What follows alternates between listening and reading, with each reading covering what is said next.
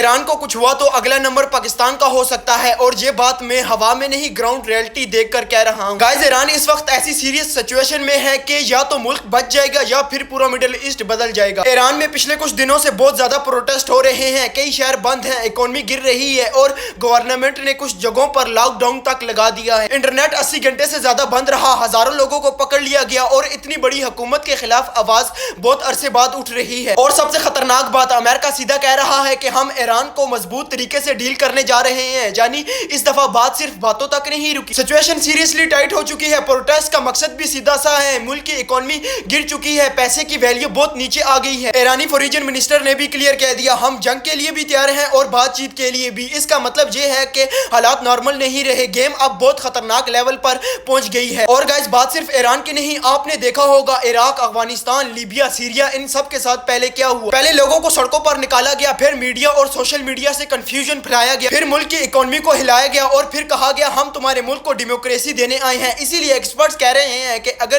ایران بگڑا تو پریشر پاکستان پر بھی آ سکتا ہے، کیونکہ پاکستان کا بارڈر بھی ایران سے لگتا ہے، ٹریڈ بھی جڑا ہوا ہے، یعنی تجارت بھی جڑی ہوئی ہے، سیکیورٹی بھی لنکڈ ہے، اور اس ریجن میں کوئی بھی کرائسس آتا ہے تو ویو کی طرح سب کو افیکٹ کرتا ہے۔ پاکستان ویسے ہی اکانومک ٹینشن میں چل رہا ہے، اسی لیے ہمیں بہت ہوشیار رہنا ہوگا کہ کوئی باہر کا پروپیگنڈا ہمارے ملک میں میس کریٹ نہ کرے۔ لیکن گائز سب سے زیادہ حیران کرنے والی بات یہ ہے کہ ایران میں جو حالات بگڑ رہے ہیں ان کا آدھا مسئلہ باہر کے لوگوں کی دخل کی وجہ سے بتایا جا رہا ہے۔ سیدھی سی بات، گیم باہر سے شروع ہوتا ہے اور پھٹنا اندر سے شروع ہو جاتا ہے۔ اگر یہ طریقہ ایران میں چل گیا تو کل کو یہی چال پاکستان کے خلاف بھی استعمال ہو سکتی ہے۔ اور گائز اب آپ لوگ اس کے بارے میں کیا سوچتے ہیں؟ کیا میں نے صحیح کہا؟ کمنٹ سیکشن میں اپنی رائے ضرور دینا۔ شکریہ۔